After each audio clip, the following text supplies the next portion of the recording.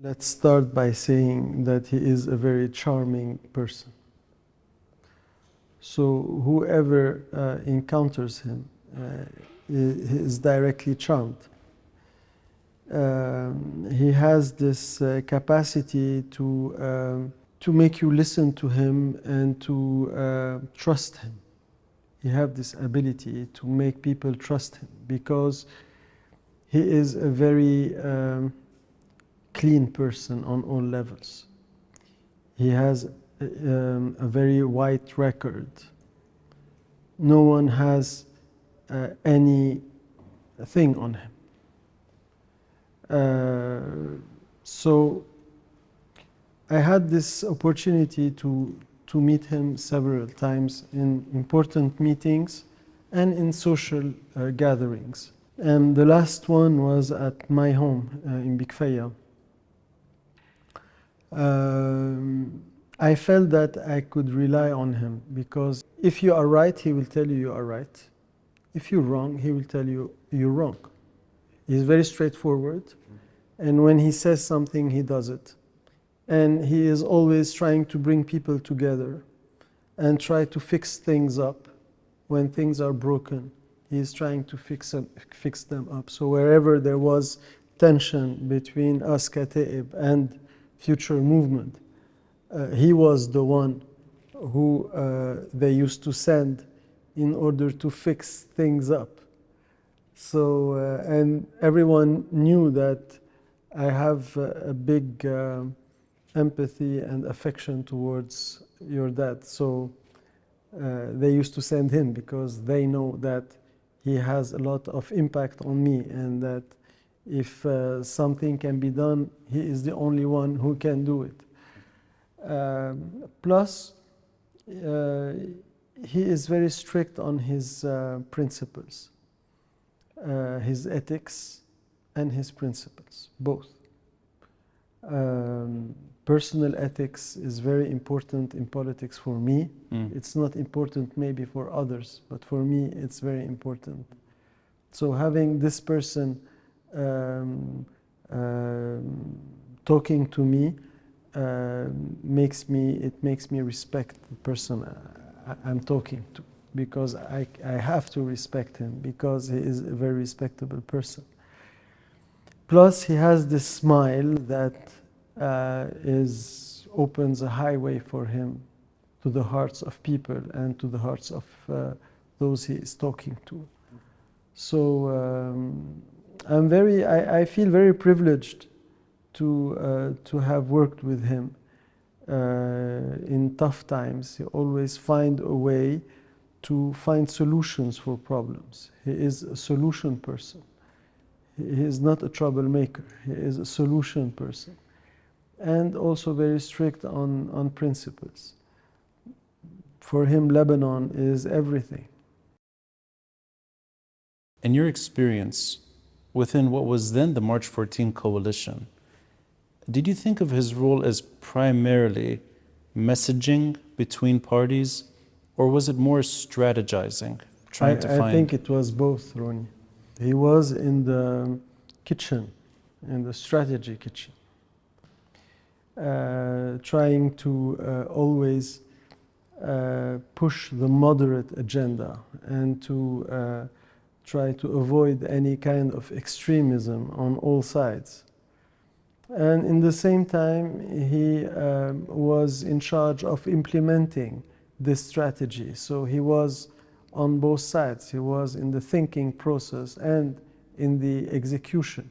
So he was in charge also of setting this the strategy in motion. So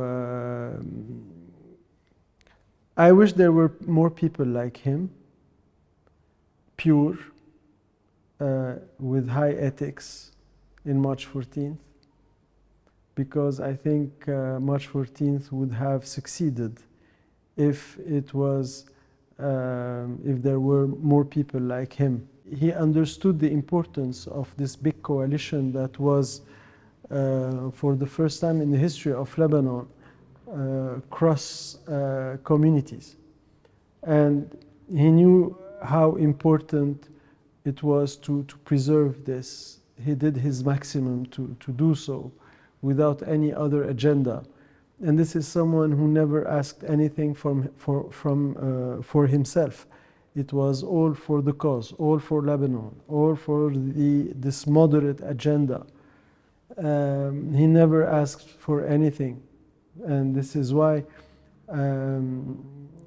he was so popular. This is why he was so able to maneuver and to talk to everyone, because everyone knew that this person is totally without any personal agenda or personal ambitions. Are there particular examples you can think of where a problem surfaced and he played a pivotal role? And it could be something cosmetic, it could be an issue that is affecting everybody, but is there a moment you can think of where he was the right person to deliver something? I remember there was this meeting where all the leaders of March 14 were present. And, at some point I felt that things were splitting, things were,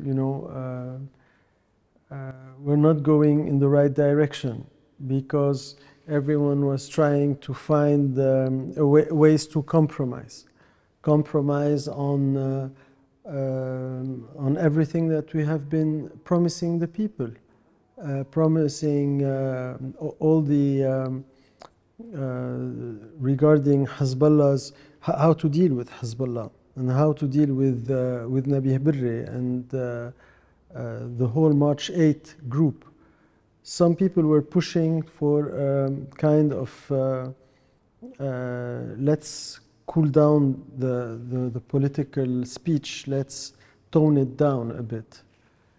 And I felt that we were losing this battle, and March 14 was going in a direction that was not the right one. And then he asked to speak, and it was, I think, Saad Hariri who was it was at Beit al-Wasat, and he was presiding the meeting. So he gives him his time to speak, and he turned it all around. So I felt so relieved that someone was still, holding on, because as unfortunately in politics, people are pushed to compromise all the time. And in the history of March 14th, it's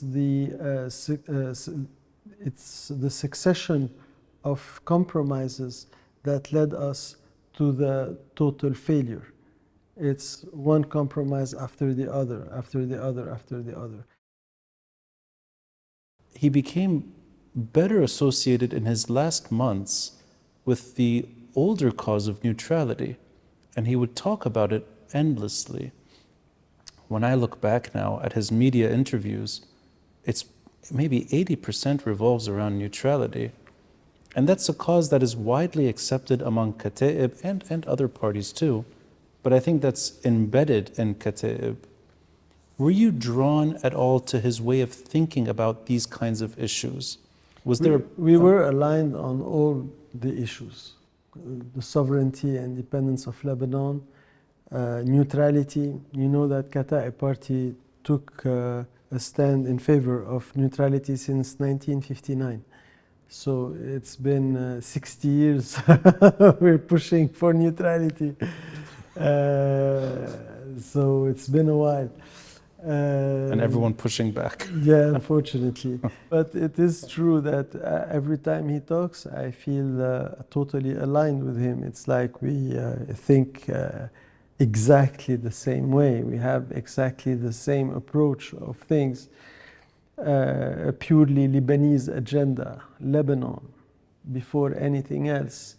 Lebanon, Lebanon, Lebanon. This is, for us and for him, it was the motto. So in order to protect Lebanon, we had to be neutral. This is the only way to protect Lebanon from the outside and from internal conflicts.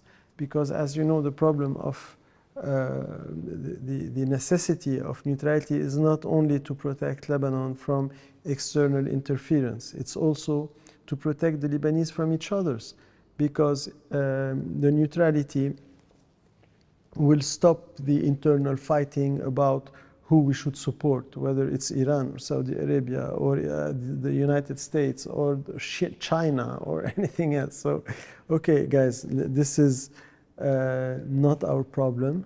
We have to focus on ourselves, focus on our economy, focus on our growth, focus on our education, our culture, our people, our economy mainly. So in order to do that, we have to take holidays from the conflicts and focus on ourselves. His thought process of trying to even send a letter to the president of Iran on behalf of Lebanon, or for that matter, trying to persuade Hezbollah to be more pragmatic within Lebanese circles.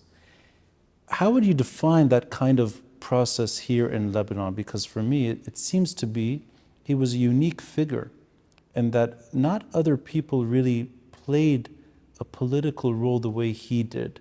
He was seeking for ways forward, sometimes on his own. Is that a fair way of describing him to you? Absolutely. As you know, the neutrality project is not a future movement project. It's his own political belief. So the same goes for the rest. So he is a free thinker, but he also believes in group work, because he knows that a person alone cannot achieve anything. So in order to achieve, you have to be in a group, so you can be more influential and influence the course of history. Yeah. So he tried to marry both. He tried to bring his own thinking to the group. So whenever the group was ready to adopt what he was saying, it was a win-win situation. And whenever the group was not ready yet, he always found ways to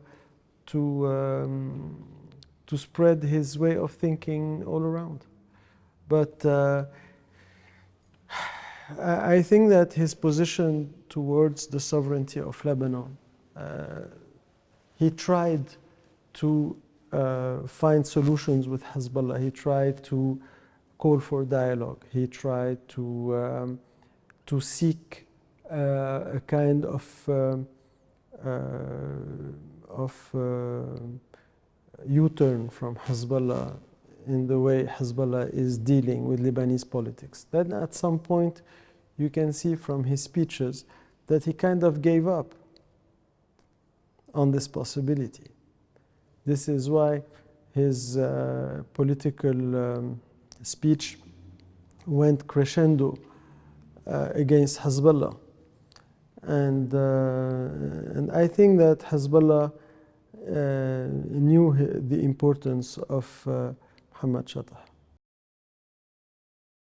Do you think he was ahead of the curve when he really started projecting what Hezbollah was doing to the country? When we look back now, it fits standard language that we use today. Do you think he saw through the problem in a way that was unusual, maybe almost a talent, in that he could really see the wider picture at play and see what Hezbollah would become and what they're capable of doing? I think it was easier for someone like me, who never had any kind of relationship with Hezbollah, to see the clear picture. But for him, who was in a party that had to deal with Hezbollah every day, to form a government, you may be drawn to become more, I would say, to acknowledge the lie, or to somehow believe what you hear and what they say and the promises that are made.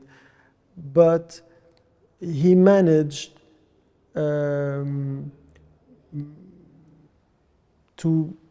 even if he was in the action of dealing with them, he managed to keep some kind of to stay on the balcony and to look to the bigger picture. He managed to do that. For me, it was easier because when you look from outside, you see exactly what these people are doing. But for someone who is dealing with them and working with them, it becomes much more difficult. So he was able to detach himself and to look at the bigger picture. This is where we met. Intellectually. This is where we met intellectually, because he knew what was going to happen. Does he remind you of anyone else in Lebanese politics? And the reason I'm asking you particularly is because you're from one of the most well-established political families in this country. You're born into this story, you represent it today. In a way, you're pioneering the next generation through it. So I think you have some depth of different individuals over time. Is there anyone that comes to mind? Myself. Because I am a very open-minded person who tries to see the good in people all the time. And it takes a lot for me to accept the fact that it's a dead end. And it took me a lot of time to understand that sometimes you have to accept that this path is a dead end, and to have the courage to change course. Unfortunately, the politicians in Lebanon, they are more inclined to follow their interests, follow their political gains, and not follow, try to achieve something for the country, and whenever it fails to find other solutions, but always stay focused on the country. You know? A lot of people, including in my family, did the opposite path, which is to be tough in the beginning and to understand that you have to open up at the end. It was the case, for example, of Bashir. Bashir started with a very tough position, and with time, by experience, by learning from and more understanding of the country, he managed to open up more, to become more open-minded to other ideas, to try to be a pole of unity and not of conflict. I think that your dad was doing the exact opposite path, not because trying to find the ways to hold the country together is not the right one, but because when you want to find solution with someone, this someone has to be wanting to find a solution. If you are trying to find solutions with people who don't want a solution, but only want to impose and to at some point eliminate you, then you have to change strategy.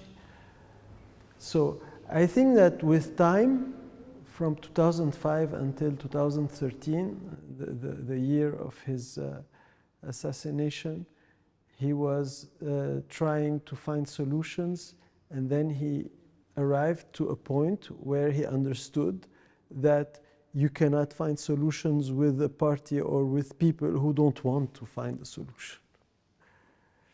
This is why he had to raise his voice, become much more clear-cut, and say things as they are.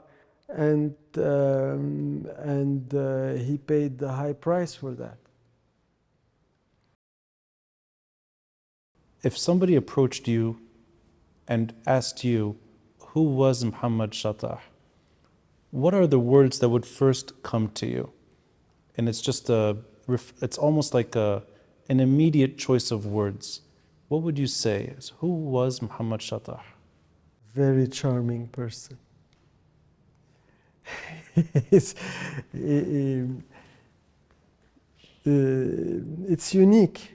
It's a unique charm.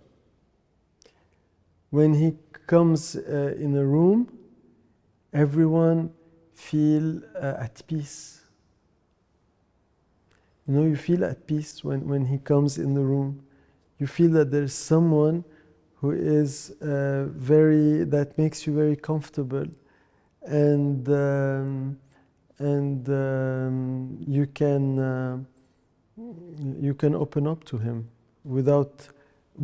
by being sure that he will only relay the positive and never the negative things.